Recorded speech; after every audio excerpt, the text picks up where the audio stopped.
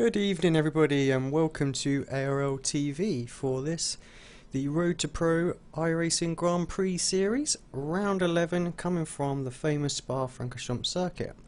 I'm Alex Simpson and I'm joined in the commentary box this week by Dean Prescott. Hello Dean, how you doing? Good evening Alex, all good, yes? Good. We've got just a few minutes left before the session starts to spool up. While that's on, let's get Marty Patella to take us through the 4Racer Azura track guide of the week. So over to them.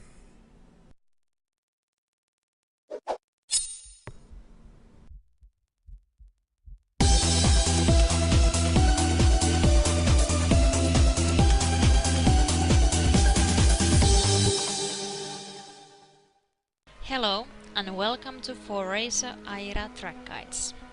This week we are going to one of the most legendary tracks of all time, Circuit des Spa-Francorchamps. The original almost 15 kilometers long track has changed quite a lot through the years, but it still has the main characteristics of what it used to be. There are only a few corners in the whole world as famous as the Eau Rouge, which leads to the long Camel Straight. The corner describes well the whole track, as there are many fast corners and quick direction changes, which require a good responsive car. Even with the long straights, the downforce required at this track is somewhere between medium and high. Our driver for this track is Martti Pietilä. Let's ask him a few questions before he will talk us through the lap. Martti, the obvious question, tell us about Eau Rouge. It's a very nice corner, flat out every time. The last section, the left-hander, is pretty interesting and the car gets very light there. What do you consider the most interesting part of the track? Definitely Pujon, as it's a very fast corner, just a slight lift on the entry and then back on full throttle. And now it's time for the lap. Brake early for La Source. It's a slow corner, watch out so you don't overshoot it because you need all the speed going downhill towards Eau Rouge. Eau Rouge itself is a flat out corner on every lap. Just be careful on the last part when going over the crest, the rear end might step out a bit there. Going towards Camel Straight, the best overtaking position on the track. Brake just after the curbing on the left hand side, use the whole track, but watch out on the second corner as the inside curbing is a bit bumpy. Accelerate through third gear, fourth gear towards Brussels, brake hard and very deep into the corner, again a bit bumpy on the inside there. Going second gear, third gear, the car gets very unstable throughout the corner 11. Heading towards Pujon, a very nice corner, just a slight lift on the entry and then going back to full throttle, accelerating towards Campus Chicane. Very nice combination of corners. Keep on the inside of both turns as the track has a bit positive camber on it. Heading towards Tavolet, a very important corner, second gear. Watch out on the exit as the curbing on the outside is quite slippery. Accelerate all the way to 6th and then 7th gear through Blanchimont.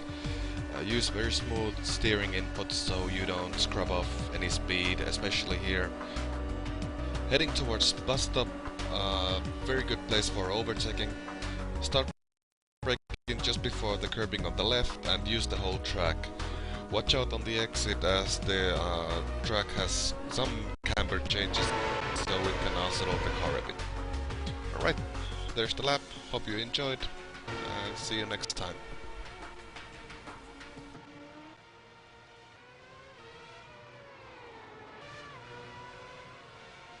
Hi, welcome back to ARL TV. Thanks to the guys at Azura Racing for providing us with that. Session's just about loaded up, so we'll get to see some pictures in a moment and go through the grid. Dean, Spa, what are we expecting from this race today? If no accident in turn 1, hopefully quite a lot actually.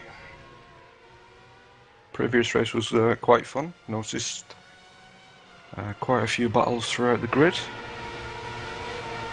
Hopefully that can continue.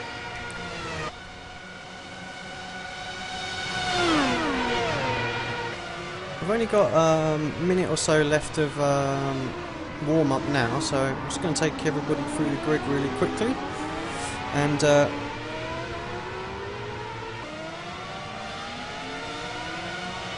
think I've got some discrepancies with times looking out, although Marty Patella, pole position. I just expected a couple of other Pro and DWC drivers to turn up, but Marty Patella takes pole position with a 1:47.904.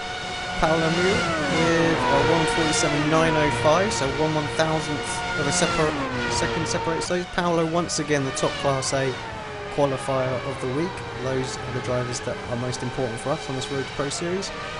Michele Mancusi in third place, Jan Nowalski in fourth. Good luck to Jan's, worked with the team a lot this week, so all the best. Fifth place, Jonas Nickerin. Sixth place, Michael Goman. Seventh place, Lasse Brun Hansen. I'm terrible, sorry. I completely mullered that one, so apologies. Jarl Tien in ninth, Lee Thompson. Nice to see Lee on the grid and not in the commentary box on this strength of field. In 10th place, Matt Hannigan 11th, Justin Lindsay 12th, Frank Levick 4th. In 13th, Anthony Kopek in 14th, Emil Henriksen in 15th, Lewis Baboni 16th, Daniel Pedrosa in 17th, Tommy Nilsson without qualifying time in 18th, Oli Pacala, nice to see him on the grid, also without a time in 19th. 20th is LJ Garnett, and that just about rounds up the grid, just in time as well. Certainly Yeah, a big definitely one.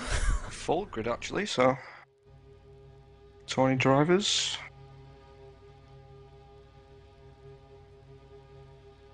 Some regular names as we know. I'm actually glad I'm not sitting on the grid for this one. Yeah, congrats on your second race in the car. Did well, brought it home, didn't make any mistakes. Yeah, let's not talk about the first one. I'll be at Sonoma, so.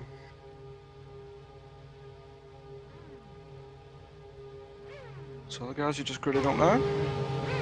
Just wait for a few more towards the back.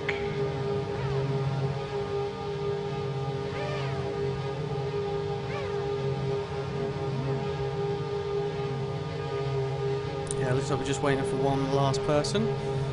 This is basically the last round because Zolder's looking like it's going to be a bit of a ghost town, so it's all about this race really. The lights are coming on, round 11, Spa-Francorchamps Grand Prix Road to Pro Series is green, green, green!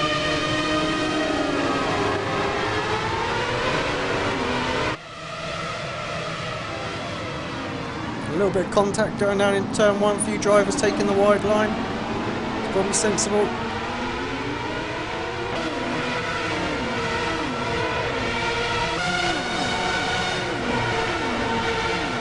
For these guys to get into position. Looks like everyone's made it through.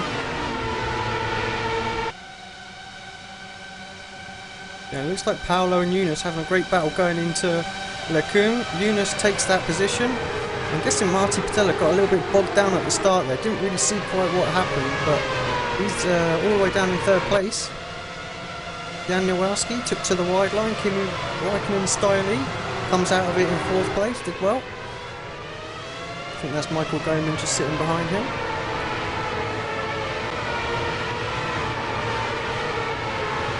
Nice to say, I think everybody's made it through this first lap so far. Don't want to talk too early.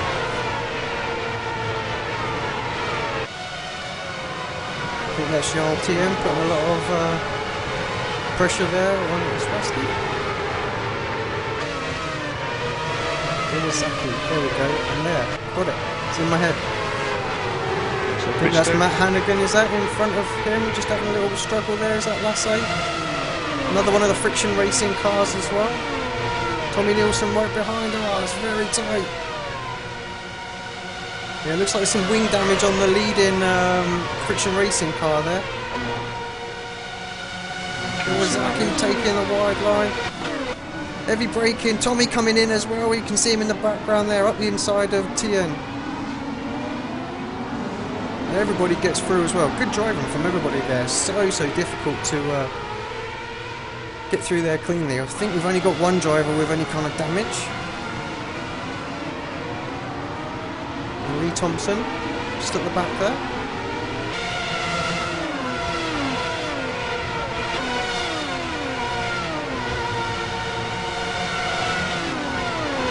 Right, what we have missed is Marty Patella did get himself back into P2, so I'm guessing that was a move down into the bus stop chicane. 3 wide, Dan Camel. So Michael Gomez just being shuffled backwards.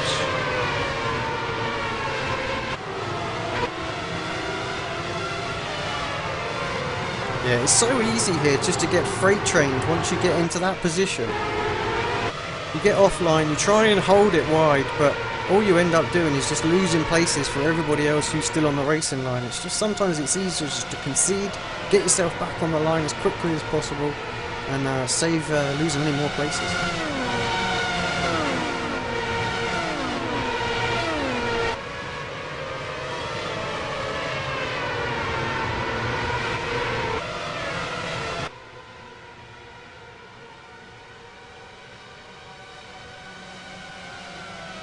Just having a quick look up the front, we've actually got Eunice in the lead.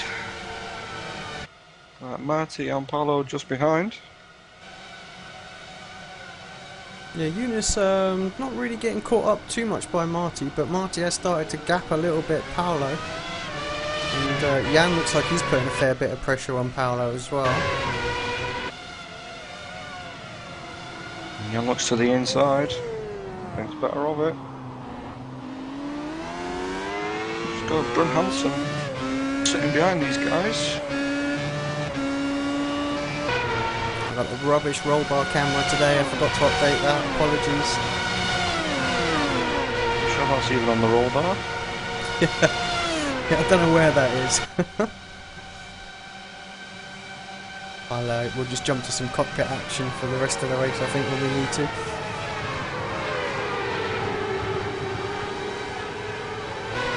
But it looks like a good start from Brun Hansen. He's had a bit of bad luck in the first couple of races that he's done now, so 5th place, good solid position. Jan Nowelski, I'm pretty sure he's quite heavy on fuel as well, knowing his strategy. So I think that seems to be the key with what most drivers are going for this season. Seems to be longer, appears to be better. I think Michele Mancusi's pitted in for a new front wing. There's been quite a gap as well. This battle between Tommy Nielsen, Goman and Jarl Tien still going on. In fact, I think Mancusi pitting, there's a little bit of contact between Tommy Nelson and the bus stop. So that has a bit of rear damage as well. I was watching some of the races earlier on, and Jarl Tien, he'll be quite light on fuel. He's 50-50 split in this one, so he needs to make hay while the sun is shining. He's nice and light, so he's going to need to get past Goman and Nielsen really quickly and try and build a gap, otherwise his strategy's not going to work at all.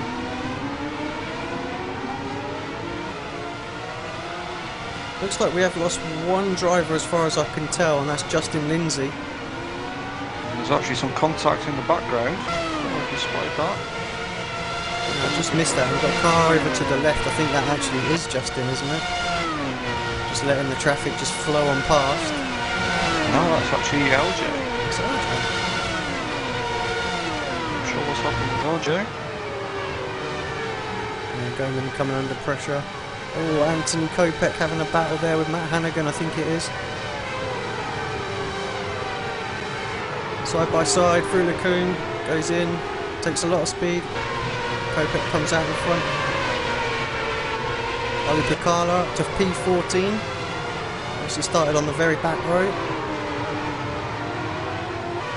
So we know how quick Ollie is from Season 1 champion. Oh, we've got a driver off there. Brun Hansen. I'm not sure what's happened there. Let's have a quick look at that back on the replay, see if we can catch what happened. He'll kill me for doing it. Coming out of turn 9, corner with no name. Oh, just on the AstroTurf and kept his foot in it. That is his race well and truly over.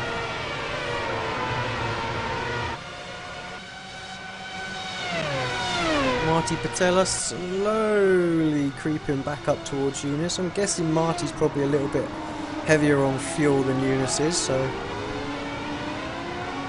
Paolo has got a little bit of a gap from Jan Nowalski.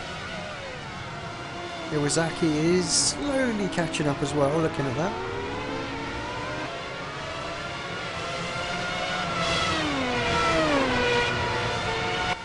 Yeah, things are starting to spread out as Yanni gets very sideways into the open. Under a lot of pressure now from Goldman. Going to the inside. Makes it stick. On the outside. Down Camel. Bit of a dodgy move there actually from Yanni. Looks like he had a little weave towards Goldman. He's got that position back.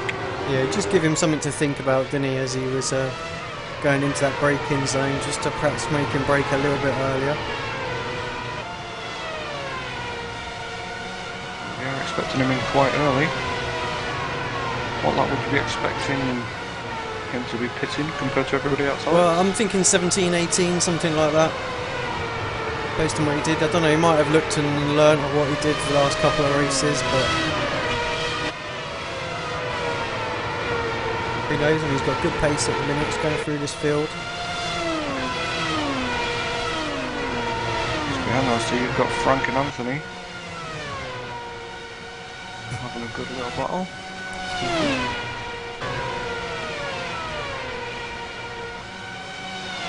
It looks like he might have a little look up on the outside actually to the bus stop. Yeah, very late on the brakes there. Gets it stopped, gets the move done. Frank. I think that's Michele Mancusi as well, rear wing damage there. You did say about some possible contact with Tommy, he's just in the way of Eunice. As he comes through Eau Rouge, moves over to the side, that's from 3, good driving. But, that said, I think Marty's got a bit of a run on Eunice, so I don't think he's going to get him, but he certainly caught the draft proper in the full. I mean, it's a bit of a weird one here, because you can get a little bit of dirty air from about 0.8 of a second back, which makes it a little bit tricky to close in on. But if you can break that 0.8 second, then you actually gain an advantage by being in the draft.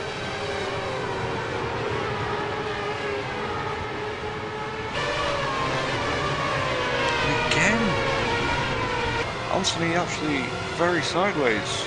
Yeah, we just see him rejoining the track there as well. He's going to rejoin in 12th place, just behind Olli Pacala.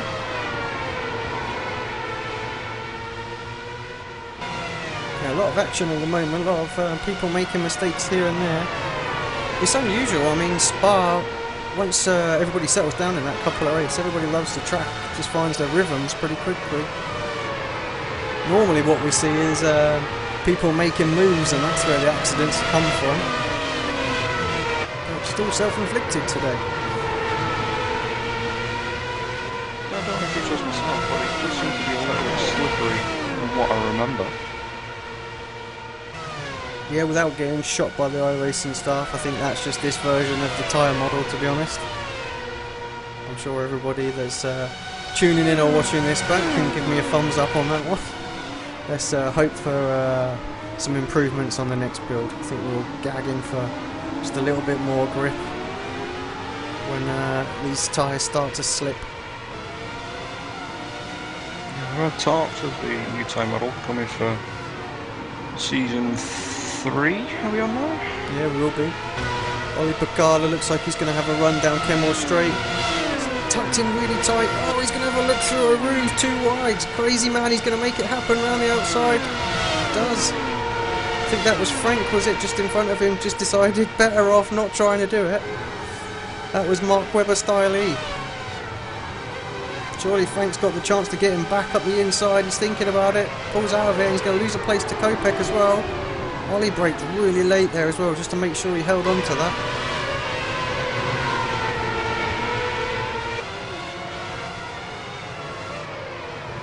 Frank's under some pressure from Emil. Ooh, very sideways in the background just there.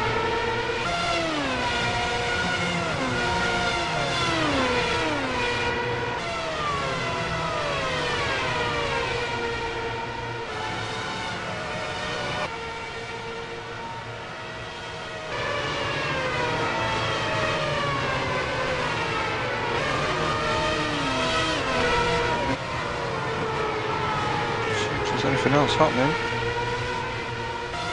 It just seems like this little battle here seems to be where most of it is. In fact, you've got Eunice coming under a lot of pressure now from Marty. Yeah, and Paolo's still pulling away from Jan, so that third and fourth, not much going on there. It's just all about the front two. Can't remember quite what happened to Marty in the World Championship race yesterday.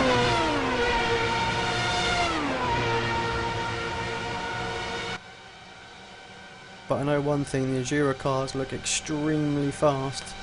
Daniel Lopez, who had a bit of a shocker I think in that, he's done a couple of these Class A races today and he has been absolutely on it. 47.8 in race trim was his fastest lap on the last one by, so just shows what kind of performance that Azura car's got in it. So Eunice is definitely going to have Marty for company for the rest of this race. Yeah, I actually saw Daniel in an earlier race this week. I think he went for a no-stopper.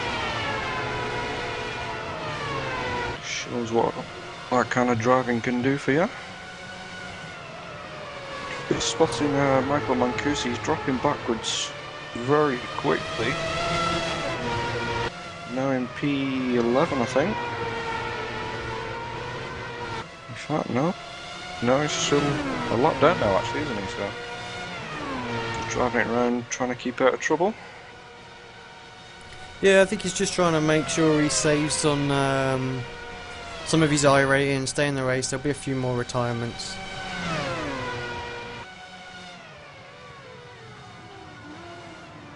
Yeah, everything's definitely spread out now. Just this little battle at the front.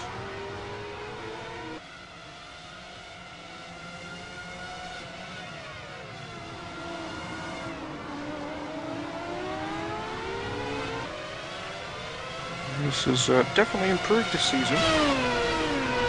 Yeah, one thing that always stands out for me with Eunice is his race pace compared to his qualifying pace. Most weeks he gets out qualified by probably a good portion of the guys that are going for pro this season, but he always seems to be in the race fighting up there for those top few spots. His race pace is phenomenal in comparison. I mean, I know for sure that's the way around I would prefer it.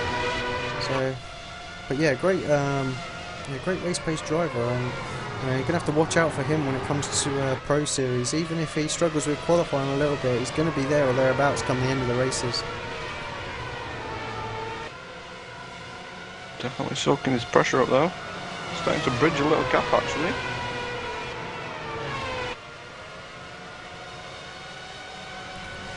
Well, we've got Justin Lindsay just popped in for a quick interview. Let's just grab him up, find out what happened to his race. Justin, tell us a little bit about what happened. We didn't see anything, but obviously you're not on track, so something must have happened. We had a little accident.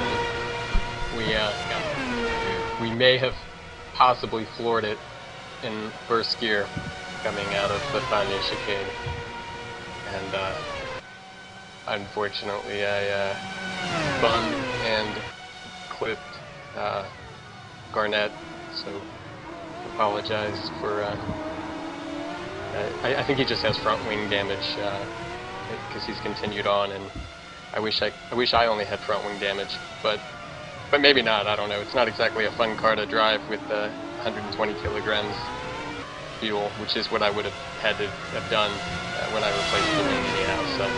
You've had good points for this week though already, haven't you? So I think you scored, what was it, 180, so not anything lost. Yeah. I guess we're expecting to, while you're on the stream, we're expecting you to be back next season, trying to go for pro then? Yeah, looks like the pool keeps getting shallower and shallower, so I think I might be at a depth I can swim in. So, yeah. Well, commiserations for the race just gone, you know, but we look forward to seeing you back next season. Will do. Yeah. There's not a lot of going on currently in the race, other than Marty holding station. It looks behind Eunice. Nah, not too much. And Laz as well, apparently coming out of turn 9, spun and lost control as well, so that was the end of his race. I had a horrible start off the line, just absolutely wretched, so I lost about half a dozen positions, which just a foreshadow of to come. So yeah, unfortunately the points don't matter this week because everything's wrapped up. So yeah, unless I would have miraculously got 300 points, which wouldn't happen if they were available. It was season done. So. All right, mate. Well, we'll look forward to seeing you next. Maybe next week, but certainly next season. And we'll let you go. Cheers. Cheers. Have a good one.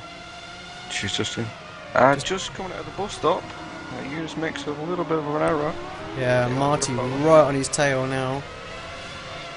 Although Eunice seemed to get a fantastic exit out of turn 1 there, so you need about, if you're about 4/10 ahead going into Eau Rouge, you're normally safe. So he'll be keeping an eye on his relative screen at the moment, but it looks like Marty's just too far back to have a go. And indeed he is. Yeah, it also all depends on what kind of gearbox he's got as well.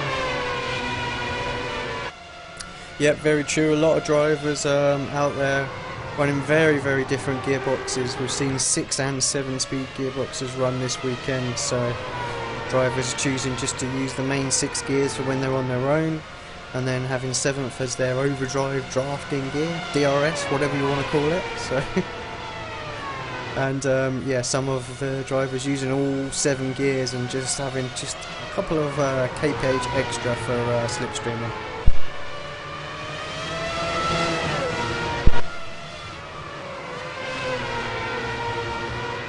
Getting everything spread out. Yeah, let's just have a little look further back, see what's going on. See, we've got Friction Racing sandwich here with Henriksen in the middle of it. It's just a sea of orange and yellow, really. Marty got a little run again, but I think for the most part, Eunice seems like his car is planted coming out of these slow speed corners. And actually, I think Paolo is just slowly starting to catch up on these guys. Let's have a look at what it was last time by for them. 150.2 for Marty Patella, and yeah, Paolo 149.8, so that's some 4/10 of a second caught up just that lap alone. And Marty's going to need to get on the back of Eunice and make a move, otherwise he's going to have Paolo for company, breathing down his neck before long. It's easy to attack when you're just looking forward, but when you've got to keep an eye on the mirror as well, it makes it a bit harder. And Eunice, Marty go! Or did he get a slowdown penalty? I'm betting he got a slowdown penalty, and he saved it until right at the end there, just so he didn't lose too many spots. He's trying to serve it in the corners. Couldn't quite hold on to the lead, but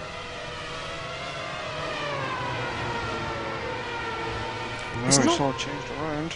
It's not worth a great deal of time, that cut in the top of Eau Rouge. You're only talking a couple of hundredths of a second, but I'm as bad for doing it as well. You know, it's just as easy to go around it. It's safe every time, but he's probably lost 2 seconds there, and he's never going to get that back by using that line. So I have no idea why any of us take it. But if there's time to be had, we do it. But you play with fire, and Eunice just got burnt now.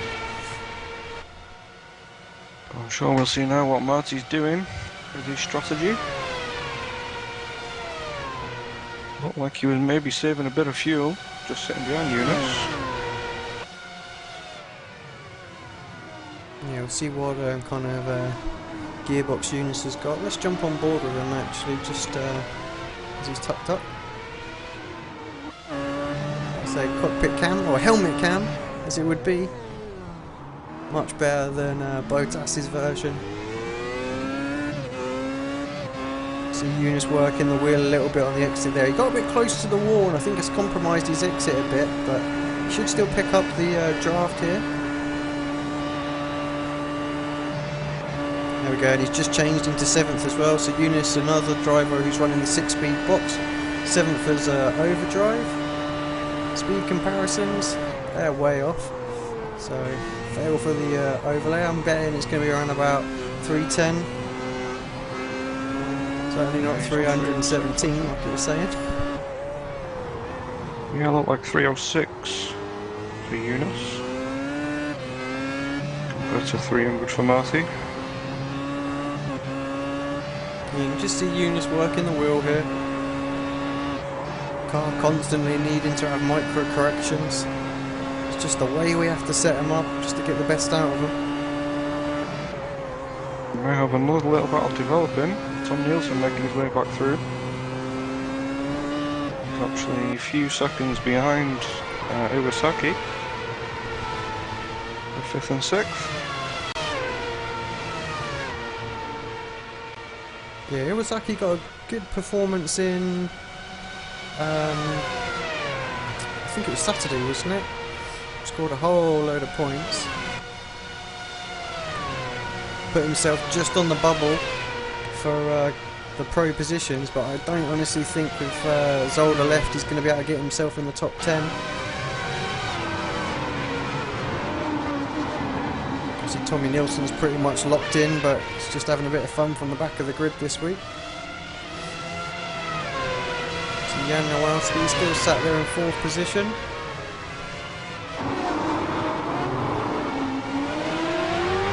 Let's just have a look to see what sort of top speed Tommy's got and where he's changing up as well.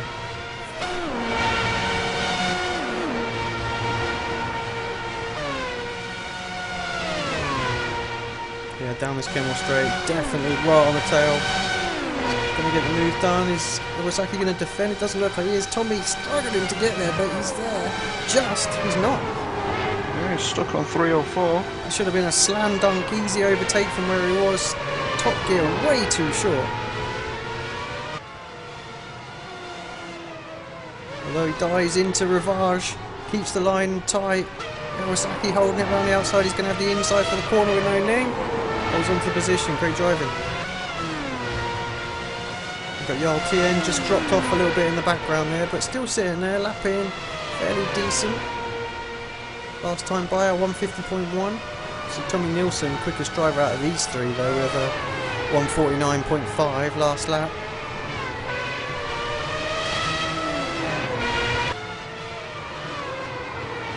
Eunice still holding position in 2nd. Yeah, only 0.3 of a second behind last time by, so... Having a little look. Oh, Marty very, very deep. Eunice is going to get a great run down here. Maybe he'll have a look into turn 1. It's probably not worth doing. Just keep it nice and tight. Otherwise you're just going to get mugged down the Kemmel straight again. He does just that. There's a great exit surely here.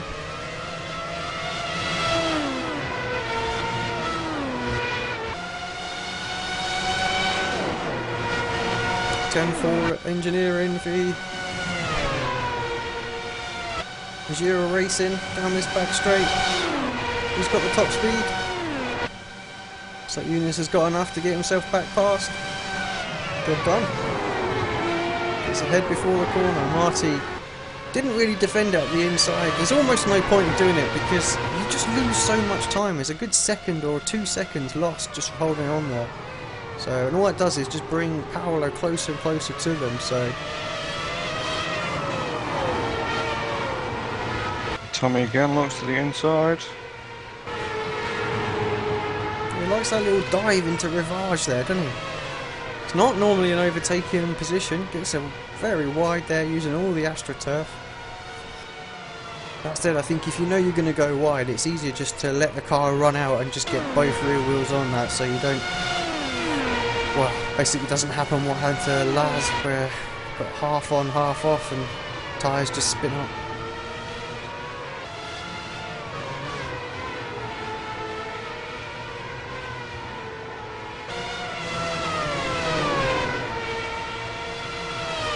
Come on to lap 16. Only a few more till we expect maybe some people in. Yeah, And I'm you still was thinking Jarl's going to be the first person in. You're recommending 20 to 21, so maybe go for a little bit of an undercut. Yeah, I'm thinking we'll see probably some drivers going as far as 23. I don't see much point in anyone going longer. I mean, someone like Marty Patella might have a set from the DWC World Championship Series even that was good for 25 laps, so just take a couple of laps out of that, I would think, just for the Class 8. Again, Tommy through Eau Rouge, looks like he's going to have a run.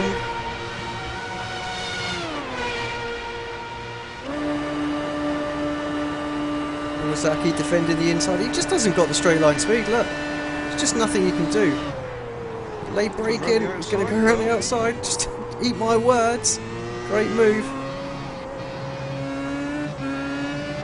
Yeah, he had to do it the hard way, he didn't have the top speed like everybody else has had. Fantastic driving from Tommy Nielsen there. In front they were both locked into 302. Maybe Tommy was at 303.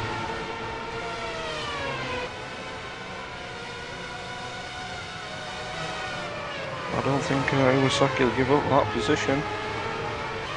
No, I'm pretty sure Iwasaki's a little bit heavier as well, so the Ronin guys have all been running 23, I think, as well, so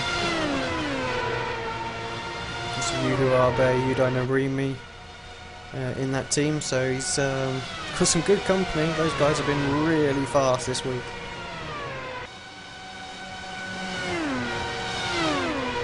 Tommy just sort of having to defend the line a little bit going into the bus stop chicane, but they're both closing on Jan Nowalski as well ahead. Jan having a little bit of a moment coming out of there, and you can just see Jarl Tien exiting that corner too, so he's slowly coming up towards the back of Jan. He's not pitted this lap, which is where I thought he might be in 17, maybe 18. Yeah, just a little bit further back. Anthony Kabak having a move into the bus stop on the now. Now holds his line on the inside. All seems very pedestrian through the bus stop. Yeah, Matt Hannigan as well in the background. Matt got himself 200 points yesterday, so he's had a great week as well. I have to say, I'm surprised to see him down where he is. He's certainly been picking up his performance, so he's going to be a driver to look out for Season 3 Road to Pro, I think.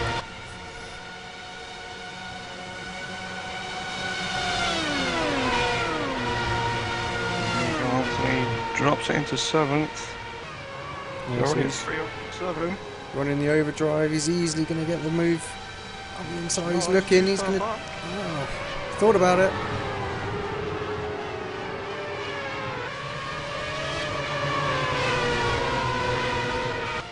Yeah, obviously Anthony drives for Vortex Racing, is it, I think? Just make out. It is. Oh, he's going to... Gotta be careful here. Oh, Matt in the background didn't know what was going on between the two in front. Loses it completely.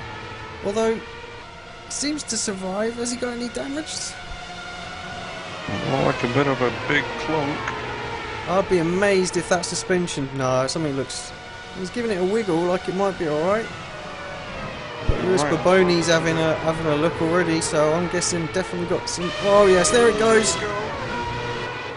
But Boney just about keeps out of him. Yeah, the front light of Matt's car looks a bit squashed. He's going to kill me for catching that. He's got some front wing damage as well. Just looking at the front three as well, this group is starting to close back up. Paolo, his car is getting lighter, seems to be getting faster. He's closing his way onto this. I'm definitely thinking Marty must be extremely heavy in comparison to the cars around him.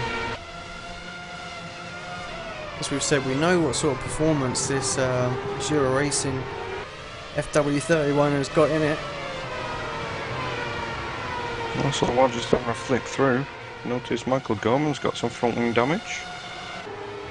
Just having a quick look back where it happened. Yeah, Gorman down in P9. I think Ollie Bacala's just got himself past him.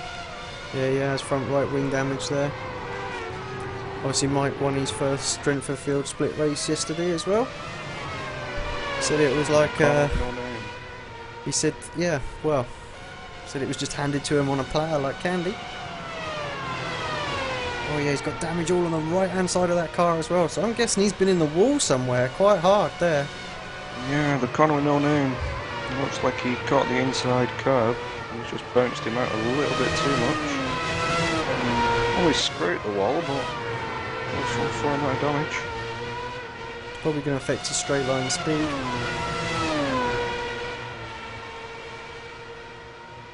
I'll have to watch Frank on his way up to meet him. Yeah, Frank's got himself quite a nice little cushion now from Anthony Kopek. Obviously those guys were having a little battle, but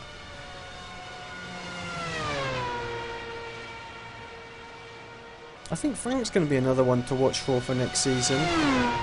He's had some great pace on and off through different tracks. His friction racing team's growing as well. We've seen new drivers coming on.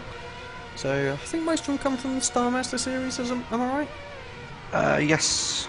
In fact, most of them were probably, GP260s. You've got Michael, Jan Zlowski and Tommy Nelson. Very close. Tommy having a look at the inside at the end of Camel Straight. Yeah, it looks like Tommy's brought along Iwasaki with him as well, so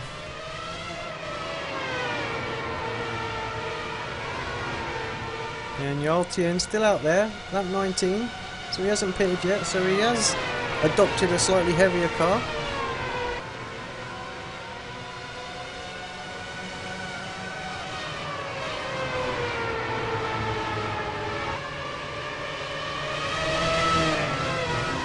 Catching these guys up though.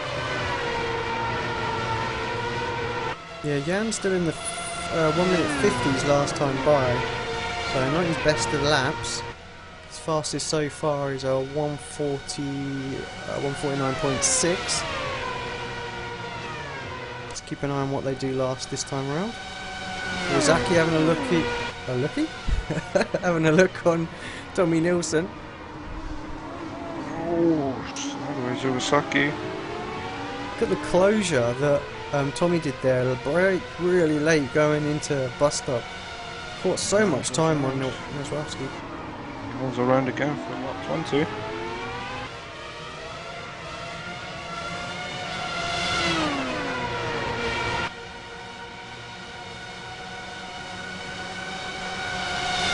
Also might have missed Michael Gunn and jumped in the pits maybe? Next to me. I don't see it at the moment. He's back Nilsson up the inside of Jan down into Leclerc. Takes the position. Jan did the right thing there, let him have it so that it wasn't really compromised too much. Got to watch out for Iwasaki up the inside, gives him the room. He's going to hold on to the inside here for the corner. No. Yeah, it does work. Iwasaki looked like he wanted to have a little go, but it was definitely the wrong move, and the RTN's going to get a bit of a run on him here.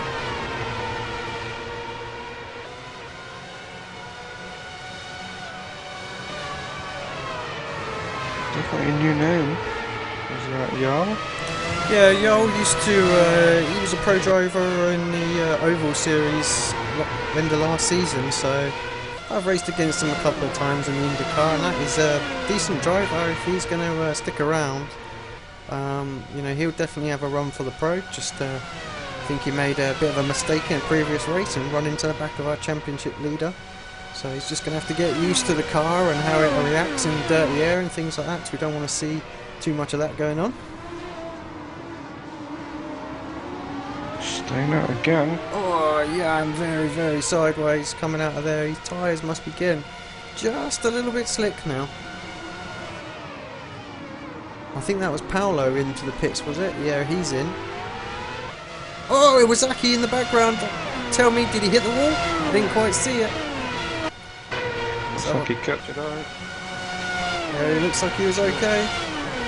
Let's have a quick look at that back on replay from on board.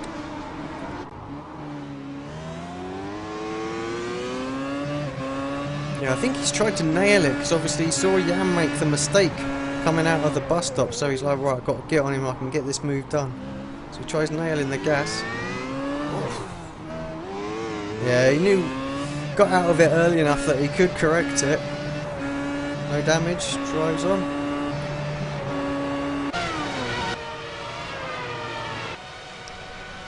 Still the front two, just separated by half a second.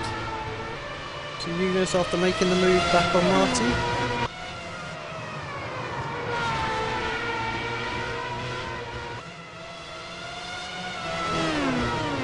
Tommy Nielsen fought his way up to third place with a car that is relatively undergeared, so you know he's done well.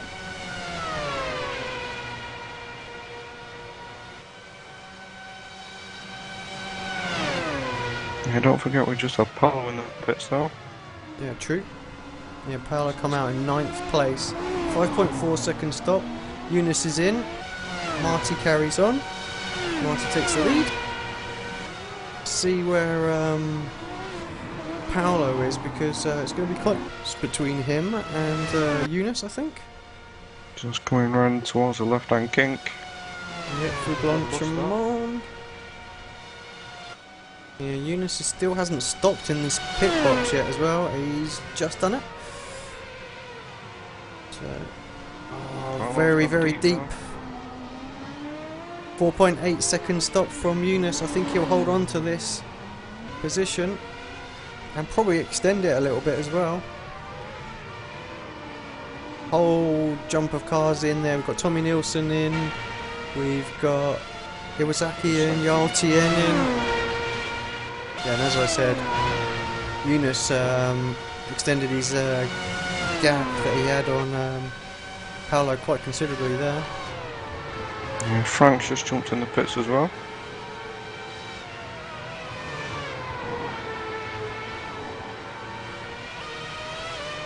He's done well actually. 0.6 second just with that 1 lap less fuel in the pits. Just stationary, just makes a difference.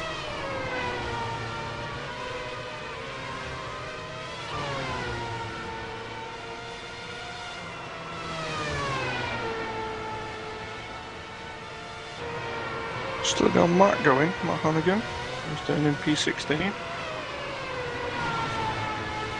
Yeah, he managed to pit, so I'm wondering if he got a new front wing, but it looked like he had suspension damage as well, so he's just struggling around. Last time by a 156, so yeah, he's really struggling out there with that. Oh, and as you say that, just coming through the bus stop on the exit, spins it around.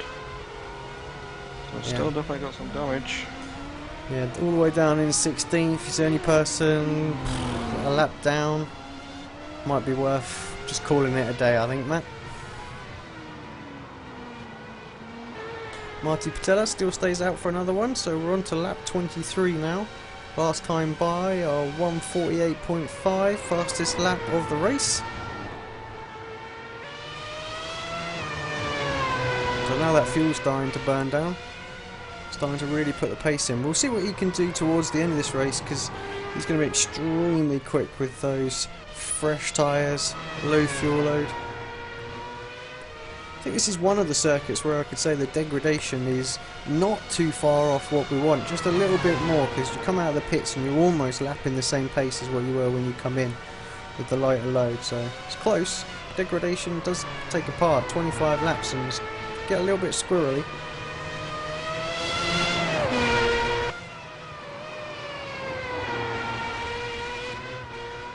That said, you can make them last 33 laps, as Lopez did in one of his races on Friday night, I think. Yeah, I think he did say that the fronts were down to 70% now. So he would explain why he was sliding here, there and everywhere. And he's in, 23. That's a nice in lap as well, into the pits beautifully, hits his marks. It's not an easy stop to make, is that. Entrance into that pit lane is extremely narrow. Jan Nowelski in as well. So he's another driver gone to that 23. 10 laps remaining. Let's see when Jan's going to come out, because obviously he was fighting with Tommy, Jarl and Iwasaki. So Tommy coming through Blanchimon. Marty's on his way. Got it done, us, Marty. Yeah, it's going to be closer for Jan, I think. He's going. These guys just coming around into turn 1. This is going to be extremely close. Going to have to nail it. He's going to be under pressure. Let's jump back in front of him again.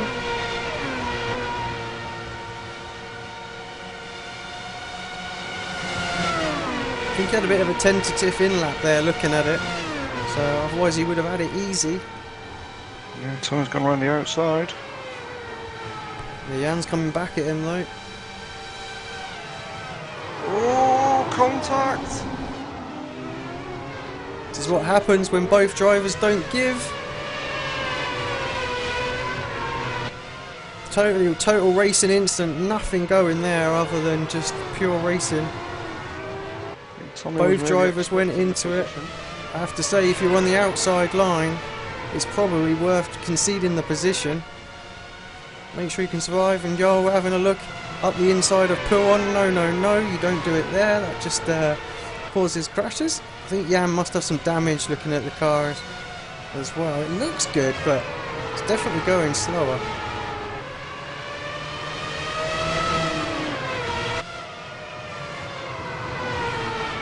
It's looking a little bit twitchy. Yeah, obviously, fresh tyres just getting up to pressure and temperature as well. It can take a lap. But yeah, Tommy not giving up, and it's cost him. I think he's still running, is he? So yeah, he's just behind these. And Jan looks to the outside, coming into the bus stop. Jan very late on the brakes and completely misses it, just straight on. And then loses the one spot though.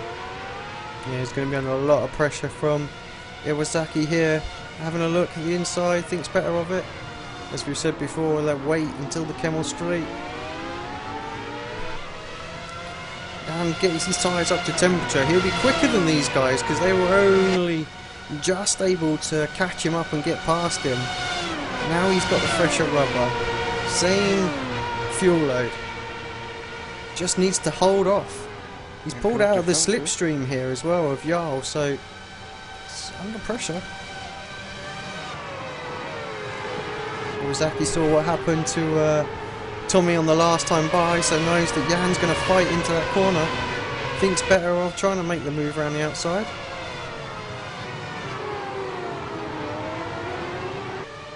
Oh, Yeah, nice little drift there. Looked good. Made some time. Looked great.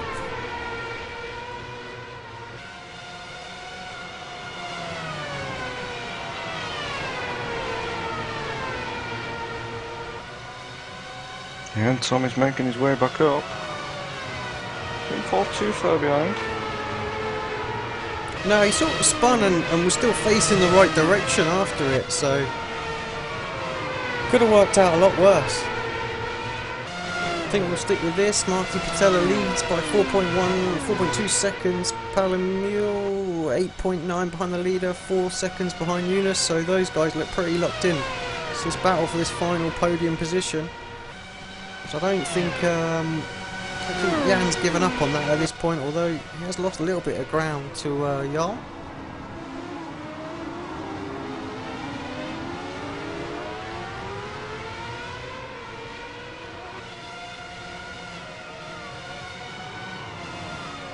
And 1 minute 50.1 as he crossed the line. That's pretty slow. I'm guessing he's got some damage on that car.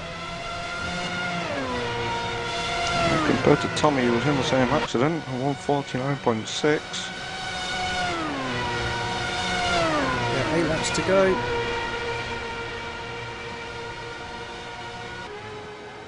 Well, we will be covering Zolder, if there is a final round, this is pretty much the last race of the season. Can't see that there's going to be a split.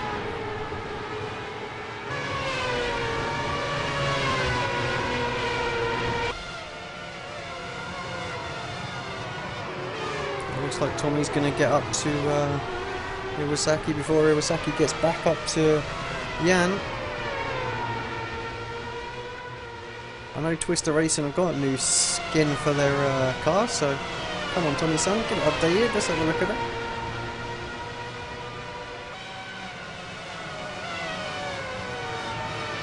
Be interesting to see if his teammate as well, Mohammed, comes back. I think you've raced him in the Grand Am series, have you?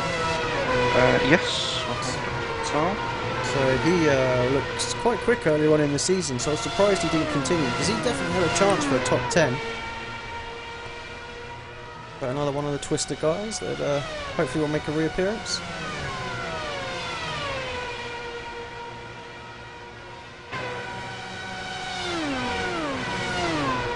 Tommy's definitely pushing.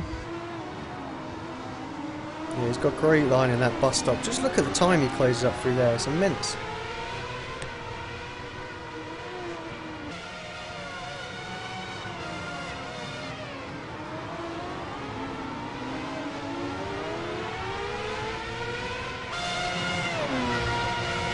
Now he's in the draft as Iwasaki as well. But we know he's not got a straight line. They're making a killing here though. Yeah, it's going to be hard for him while Iwasaki is in Jan's slipstream. I can't really see Tommy even being able to get alongside to make a move. He's topping out at 304. I don't know if you can see in the background, but from the shot I was looking at, I'm looking at a 10-4 car coming up in the background as well. Mr. Pakala sitting in 8th place. If these guys battle too much, he'll be on them, and you know what he's like with the overtaking. He'll come straight on through. The man is a beast.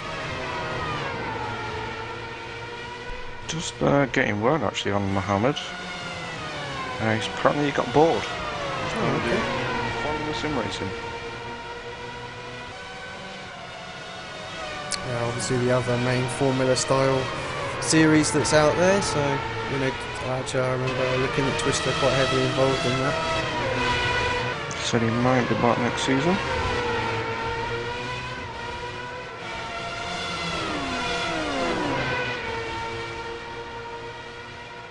Yeah, as you say, Ollie is definitely getting quicker and quicker. And just behind Ollie, you've got Michael Gorman still. Yeah, obviously Michael's got his wing fixed as well.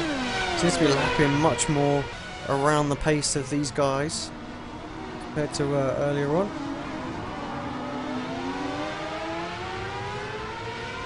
Yep, 6 laps to go.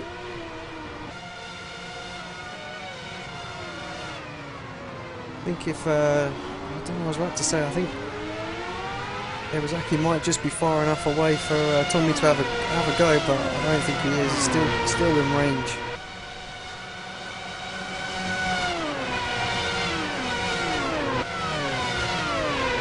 Lost that little bit of the cut though, does Tommy? And look at that. Maxed out though. Yeah, Iwasaki's just getting quicker and quicker in the draft of Jan's. I think he's pretty safe as long as he stays there. Have a little look. Have a lot better of it though. Little twitch there from Iwasaki. Just coming out of Rivage. Tricky corner actually. First gear cambered. You want to get on the power nice and early. Get that car rotating. It's just too easy. Just to light those rear wheels up. A few little mistakes creeping into Tommy now. Just hitting the odd curb. Let's just very quickly just jump to the front. Look at Marty Pasella. He's built a pretty massive lead now over Eunice. 6.4 seconds last time by 148.9. So yeah, lapping decent. Eunice as well, not fairly decent gap over Paolo, who again has got a pretty decent gap amongst this chasing pack. So yeah, it's all about this fight for 4th place now. Top 3 look locked in. Yeah, just having a drop back to Mr. Thompson. Yeah, obviously Lee had front wing damage and had to pit really early, so he's had a heavy car all race. He got himself in back up to 14th. It's a shame actually. I think Lee probably had the pace for top 10 finish in this race had he not been involved in collision at this start. Needs to be careful, he's got Mr. Pedrosa closing down on him. Yeah, as we can see, these 4 cars pretty evenly spread out now down the Kemmel. I don't think Ollie's going to be able to get up to them. It's going to take some serious battle in between them for him to do that. Yeah, they're all some 20 seconds now behind the leaders, so...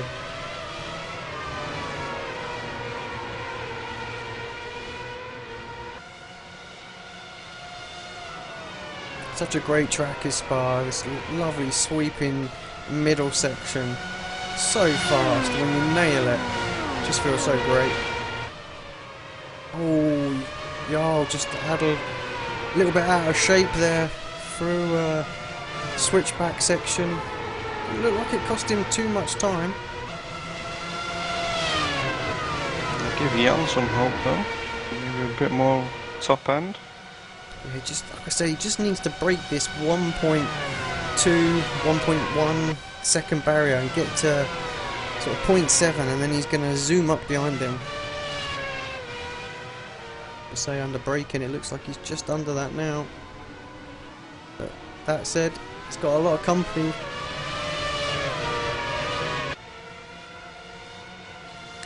Dean, you know the car and the track well. Take us through a lap on board with Jan. Yep, I'm just coming now all the way flat out, just coming around T1. Flat out all the way, cut the curb on the inside, maybe a little touch of the curb on the inside again. And Jan, it's very bumpy actually over the final part. Just flat out completely, topping out at 305 by the looks of it. Use the curb on the brakes, touch the inside again. Curve gets very loose. I was short shifting into third around the right-hander. Again using the curb, scrub that speed off down into first. Again careful on the rears coming round. Watch the curb on the inside there, it will bounce the car out onto the AstroTurf. As we were saying before, flat out, drop it into fifth. And then flat out again using all the track. Up onto the curb, there's a black marker there actually. I only spotted that halfway through the last race. Use that as you turn in. See, Jarl getting very out of shape, sorry, carry on. I missed that section completely, but it's second to third gear through there. Now it's flat out again. Just try and keep it as tight as possible. Make sure no one behind you can get up to you. Flat out completely, using all the curbs on the track. And I was braking pretty much exactly where Jan was, down into first gear. Maybe a little blip through the bus stop, and then just watch it on the exit. But Jan definitely closed up there on that lap. Yeah, I'm just going to stay on board with him just down this trip down Kemmel Straight. Yeah, Jan had a very twitchy moment. I think he's close enough this time by. If he's only peaking out at 305, he needs to be a little bit closer. I think we might have just missed just behind these two. Tommy and Iwasaki side by side through a Rouge. I think Tommy might have backed out of it, he did indeed. Tommy looked up the inside of T1. Thought he'd got it done. A little bit twitchy. Coming into a Rouge, they were side by side. Tommy backs out of it completely.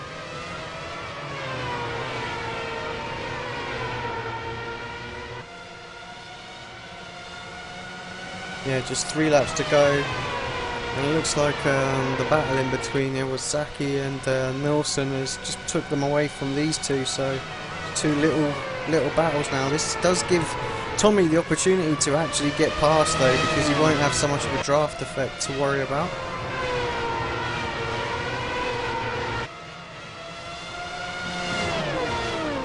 looks like Jan just struggling to stay right on the tail of TN through some of the high-speed switchback sections there, but he will close up down through here, through Blanchimont. Needs to get right on his tail coming out of the bus stop, so he's got a chance down Kemmel Straight. A little bit deep for Jarl, very sideways again on the exit. Jan has a little twitch. In fact, they all have just a little twitch. Tommy, I think, got the biggest one though. Fighting it left and right. Just the nature of that corner. I said it well on the track guide that the track does have some different camber levels coming off of that corner, so you can catch them just awkward and just gives you a little bit of extra rotation that you don't want.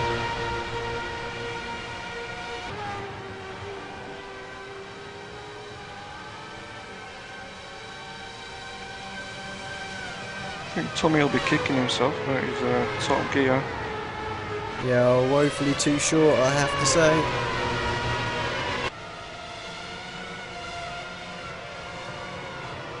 There's a look to the inside.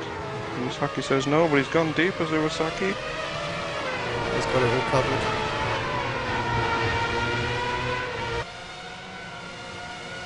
Yeah, very tricky, the corner we know now. But there we go again, Tommy touching that inside curb. Just completely messes your lineup. Yeah, you have to be so careful there. It can really kick the car around, and you know, I think we've seen in one of the earlier races on Saturday, a couple of guys actually spun because of it as well and took a few other people out. And again we see Jarl pull enough of a gap through the infield section that Jan basically just uses the draft just to catch back up again. Marty Patella crosses the line to start his final lap.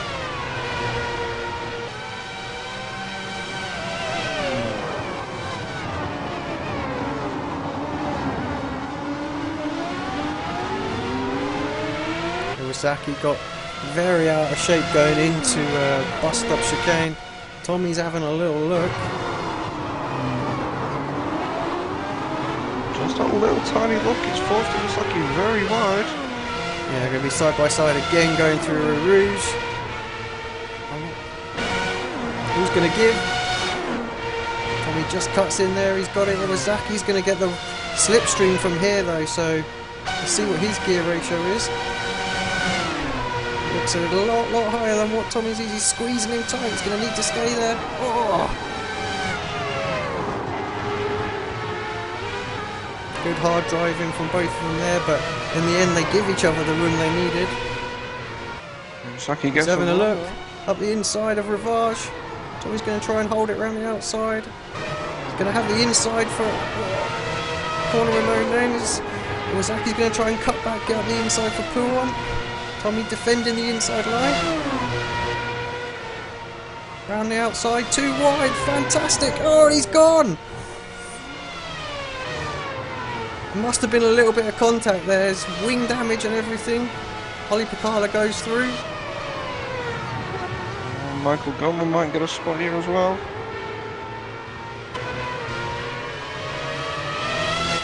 Yeah, Marty Patella comes through, takes the victory here. Round 11, Road to Pro. He doesn't really count though. World Championship driver already. Yunus Nukarunen coming across for second place though. He does count. Class A, fantastic drive from him. He will be delighted with that. Paolo coming through in third. Not entirely sure, but I think that might be his best points of the week. Jarl TN takes fourth, great drive, he's going to be a prospect for next season. Jan Iwasaki in fifth, Iwasaki does take sixth.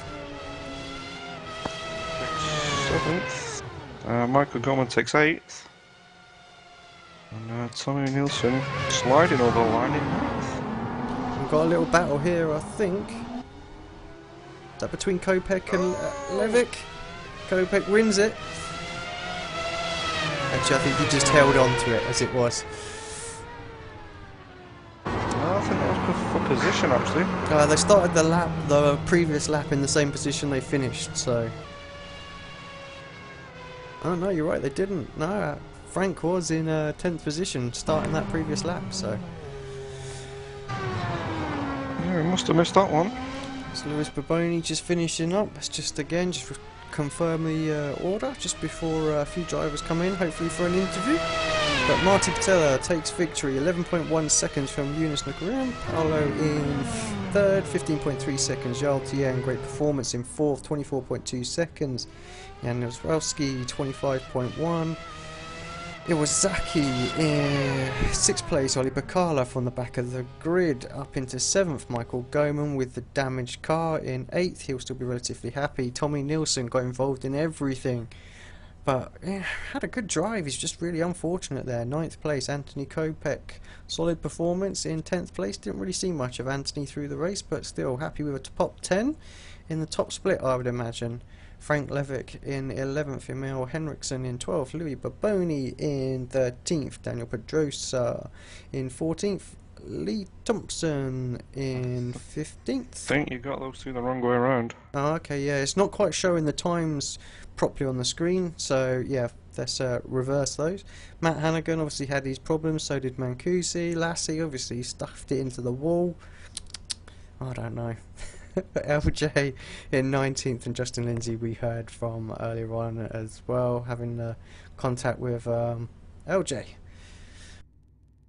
Right, just before we go to a quick break, who's your driver of the day, Dean?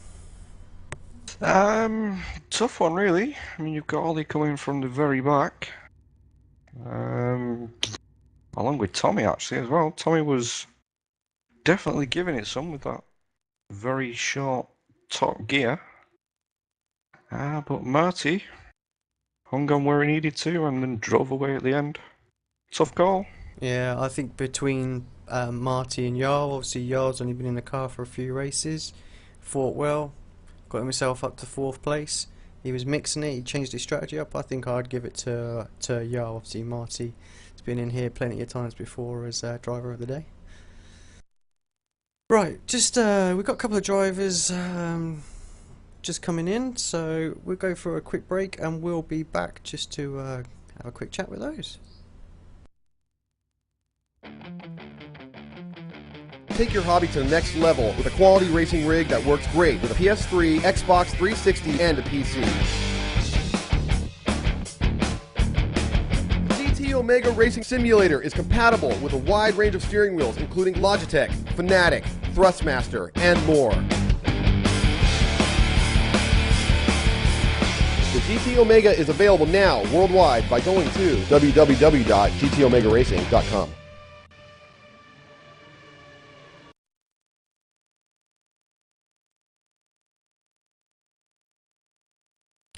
Alright, welcome back to Aero TV. Just the after show here. Got Yunus Nakarian. Hi Yunus, welcome to the comms box. You must be pretty delighted with that 2nd place today. Good evening, guys. It was pretty comfortable 2nd place today, for sure. Yeah, it looks like you got a pretty good start. Just actually watching it now, I mean, where were you, 5th on the grid for that one? Looks like the Mancusi tried to get up the inside of Marty and you just took that position, thanks very much. And then had a great run behind Paolo, so 5th to 1st in 2 corners. Don't think you could have asked for a better start. Well, basically, I got a pretty good start and they had some sort of collision or something in the first turn, so I was able to take it as an advantage to myself, and I got good runs to Palamuya, and then I was first after the first turns. Obviously you had a little bit of a battle with Marty. He's carrying a little bit more fuel than you. Yes. Go ahead. But at one point you seemed to slow down and let him go. Now we were assuming that you had a slowdown penalty, you waited to the corner to take it? Or did you just, yeah, okay. That was a slowdown penalty, and I got pretty good rid of it because I was able to pass Marty a couple laps later. But the crucial part was that Marty had 2 extra laps fuel against me, so that was pretty crucial for the win. Yeah, now we were talking earlier on, myself and Dean, we were saying, see, you always seem to perform better in the races. You had a better qualifying run this week, a lot closer to your main competitors. So, is this something you've been working on over the last couple of weeks? I have tried at least, but sometimes the car feels absolutely great in qualifying, as it did last time at Virginia. So I was able to pull good, solid qualifyings, but the problem in the start of the season was that I wasn't able to pull solid, clean lap, so I was a bit off pace. Anything you want to ask Eunice Dean before I ask him to give us a shout out for everybody? No, really. I was just going to ask the same thing about the pace, to be honest. What are you expecting for next season, maybe, Eunice? New time model, maybe? Your black stripe as well? Next season, for sure, in F1. I'm not sure yet if they're going to be that major tire model difference, but I'm going to take one season off and turn left a bit, and then come back just light after before the Pro Series, so it should be fun at that time. Alright mate, well you have a good off season, as this is pretty much the last race of the season, so I can congratulate you for securing your pro license. Well done on that. And before you go, anyone you want to shout out and thank for helping you get that license? Definitely, I wanna thank Marcus Cotton in the end of first part of the season, helping me out. Of course, my Club F1 friends helping and supporting, and of course 10 for engineering guys. A lot of support from them, so without them this couldn't be possible. And yeah, thanks to you guys for broadcasters. It's neat stuff. Congratulations again, Eunice. We have a good off season. I'm sure we'll see you back for some random events that Apex guys are planning to put on. Maybe we'll do some special turn left ones so you can join us. Yeah, thanks. See you, Alex, in the tracks of Pro Series. Yeah, Cheers. see you then, mate. Right, and let's got Marty and Frank. yeah, Marty Patella, obviously race victor today. Marty, congratulations. Tactical race. Didn't try and push Eunice too much at the start, and just did him on fuel strategy. Yeah, really didn't. I noticed that he was a lot lighter on fuel than I was, so I didn't want to risk anything, and I also wanted him to do well in this race, so no reason really to attack there. I was kind of surprised that when he went wide and I think got a black flag in Air Rouge, I was a bit, I thought, that what should I do now? And apparently I did a mistake and let it go to the lead again, so that's how it went. Yeah, exactly that. He just said, because we asked him, quizzed him, so did he let you go or did he have a black flag? And it was indeed a black flag. And served it well actually, because he only really lost the place to yourself and stayed in contention. And you know, a lot of drivers, they jump on the brakes straight away there, and you know, you can wait a few sectors and a few corners to get it done. So just goes to show that his racecraft is improving. But anyway, back to your interview. How did you get on yesterday? I didn't see the final results. I mean, I know the teams look really strong here. Lopez's times in Class A's race have been fantastic. The Gira car looks good. Well, it went pretty okay until Air Rouge on the first corner. First lap, I mean. I was, I think, 4th, then I just went wide, got a black flag, dropped to maybe 10th, and on the 8th lap we had a little contact with Andre Brutcher, and I lost my front wing. the race was there. I was 14th in the finish, so a bit disappointing. That's why I wanted to race today here. I've certainly seen a little jump in the performance of the team. I mean, I know Max has been up there pretty much from the start of the season, but all the rest of you guys seem to be following suit now, and very, very strong qualifying times. So it's nice to see you mixing it up, and hopefully you can find those few more tenths of a second and have a run at Hugo and Huto. Yeah, hopefully. I think I said something to you about getting better pace for Watkins Glen race a few months ago. It definitely worked out. Well, congratulations on victory today. Once you pitted, it was pretty smooth sailing for you. Just stuck the lap times in. I'm just having a quick look at the standings. Fastest lap only 1:48.2. I say only, but I mean fantastic pace. But I'm afraid old Danny's got the one up on you for the 1 lap pace this week. Are you going to do another one? See if you can put that right. No, I'm feeling quite. I felt quite a shaky. I was actually surprised that I could keep up a good pace on the second stint. So I was just trying to push on the final 2 laps. I was minus 0.2 on the last lap, but then I just lost it somewhere. And, well, 33 laps is enough for one day. Indeed. Congratulations again, mate, and we'll see you in some races next season, perhaps. But before you go, anyone you want to give a shout out to? Yeah, definitely. My sponsor for Racer. Big thanks to them. And about the contact yesterday, Andre Butcher was just a true sportsman, gentleman. We talked about the incident after the race, and I just want to say that it's always a great example when you admit what when you get something wrong, and then you talk through it. So it's one of the biggest examples of great sportsmanship I've seen.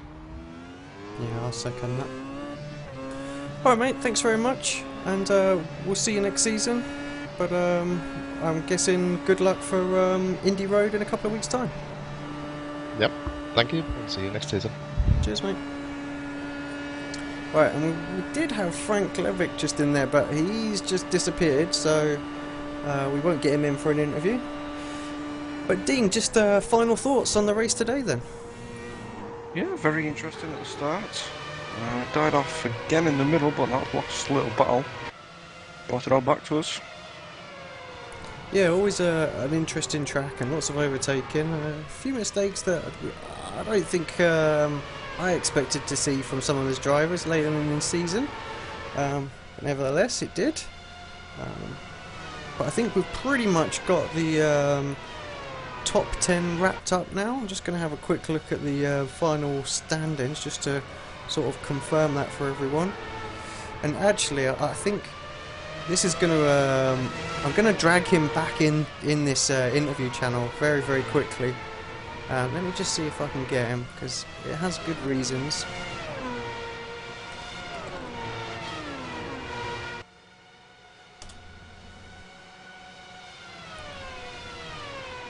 Just quickly sent Eunice another message. A few of the drivers might be looking at the stats now thinking, why do I want to get him back in here? Yep, here's Frank again. So working a treat this. Well, let's get Frank back in here. Hi Frank, welcome to Comms Box, mate. Oh, hello. We thought you'd gone, but we'll tell us a little bit about your race today. How'd the start work out for you? I think I had a pretty good start. I got around a few cars at the start, but after that, my pace kind of fell apart. I was hoping to have my teammate Matt maybe slow down some of the guys behind me, but I think he was involved in an incident, and that's what ultimately led up to Anthony catching me at the end of the race.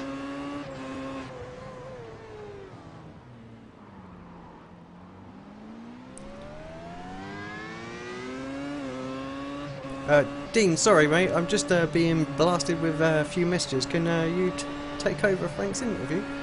Yeah, I was just looking where you finished, actually, Frank.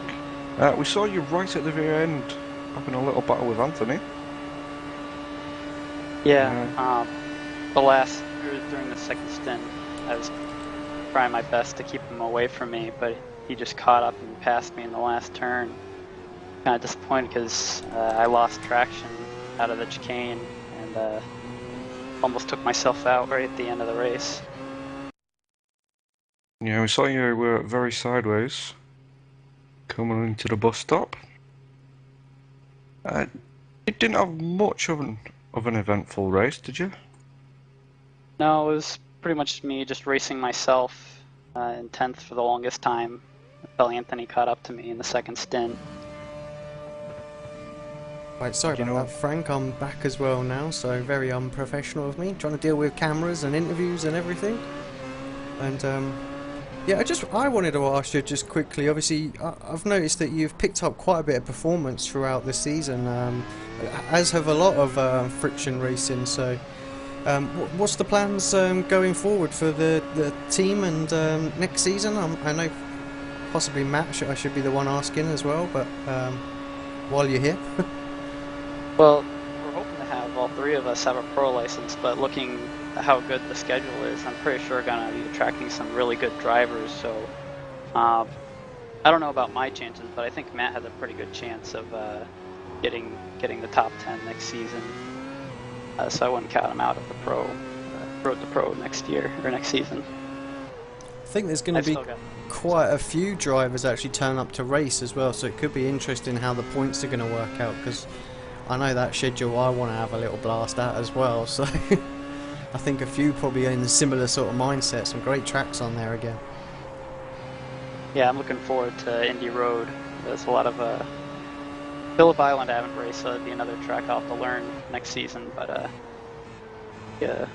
Well, I can certainly let you know about Indy Road. It's an absolute pain, to be fair with you. Yeah, it's a lovely track. Great overtaking opportunities, if not just a little bit like Twin Room Motegi with it being quite slippy. So yeah, I've only driven it in the Indy car, so I'm kind of wondering how the F1 car will handle around there. Yeah, from the last time we drove there, which was season 4, it has a tiny little bit of pogo through some of the curbs and stuff, which you can iron out pretty easily. And but yeah, it's quite a slippy track actually for what it is, but obviously that back straight makes for some great drafting and overtaking, so qualifying's always going to be key as well, getting into that first corner up front. It's going to be interesting, and perhaps movable cones next season as well, so obviously those cones on that inside are going to make a hell of a difference, so welcome that feature next season. Yeah, I've seen the pro drivers just kind of drive, maybe clip them through them. Yeah, through them normally. So, yeah, it's going to be interesting. That's certainly going to change the line a little bit in there. Well, well done for today, mate. 11th place, just outside the top 10. Look forward to seeing you back in the car next season. Are you intending to do Zolder? What's the team's plans on that one? I don't know, I think we might mess around. I was just talking with Matt, we might just do ovals. I think, yeah, I think most people are giving it a miss, to be honest. So, all right, mate. Well, we'll catch you next season then. Okay, see you around. Thanks, Frank. Oh, Frank, before you go, oh no, he's gone. Oh no, he's back. Oh no, I'm still here. Sorry, Hello? before you go, anyone you want to give a shout out to? Everybody else has done the same. Oh, just a shout out to RC. I'm just happy that they've covered some of the costs that we've pay this season. I look forward to working with them again next season. Great. All right, mate. Thanks a lot. See you then. See you. Right. Now I wanted to obviously run through the championship tables, but I want to get somebody else back in here as well. Eunice, welcome back to the comms box. I'm just looking at the stats at the minute, mate, and you are now top of the leaderboard after 11 rounds, and what possibly is the last round of this championship as well. 1,889 points opposed to Paolo's 1,888. Congratulations, mate. Yeah, hey there again. There is one more race left, so I don't know about Paolo's drop week, so we'll see after next year, next race, then we will. Well, are you even going to race next week now, knowing that you've got the chance to get it? I mean, I don't think anybody's really going to drive. There's not going to be many points up for grabs. I think in 160, 170 max. So I honestly think you've got it done, mate. I think you're going to take this championship. Well then, this championship has gone better than expected. I know we were talking just a few weeks ago, and you know, you were hoping to try and secure third place. So yeah, you must be delighted at the moment. But yeah, just to run through the rest of the order: Robin Prescott's in third place, Michael Goman in fourth. Sorry, Robin for iRacing, Michael Goman for Apex Racing UK, Tommy Nielsen for Twister, Ariel Eduardo Bernardi for I'm trying to think of it. Is it Manova? Can't think of his team. Michele Mancusi for Friction Racing, Dan Nowalski's independent at the moment, Lassie Brun Hansen, Apex Racing, Miko Miraletto, another iRacing Racing driver. So good mix of teams and some independents in there as well. I think Jenny Zalowski is in Simulance TV. Oh, there we go. Yeah, it's his own little thing that he's doing, isn't it? So. Yep. Yeah, great. Well, I just thought I'd run everybody through the championship points. 10th place, 1,487. Montanez is particularly close and potentially could get Miko next week, but honestly, again, with Zolder being a ghost town like it typically is, I think the top 10 spots are all pretty much locked in now. So, yeah, congratulations to all those drivers. We look forward to racing all of them, as well as yourself, Eunice, in the Pro Series. You too, see ya. Yeah, go and enjoy, and congratulations again on winning.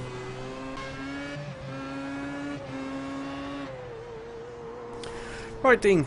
Sorry, that was a bit extended closure, but I thought I'd go through those final points just while we were on air.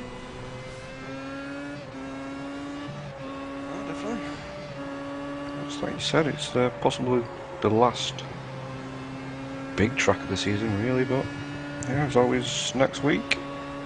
Yeah, I mean, just looking from the historical data, what we've seen at Zolder, the splits are very, very small, non-split, and points are very, very low, so most people's drop rounds now are all in excess of 180 points, so I can't really see anyone getting any kind of improvements. So mathematically it's still possible. You never know if a team clamber together, a couple of teams clamber together just to cause a big strength of field, it might happen, but I can't see it, to be honest. So it looks pretty much locked into place, so congratulations to the top three.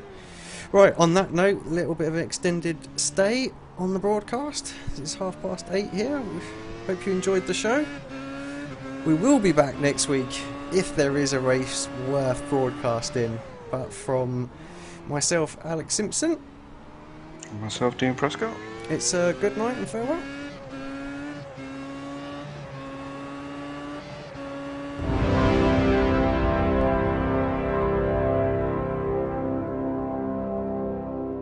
Race fans, it's time for those most famous words in motorsports. Drivers, start your engines!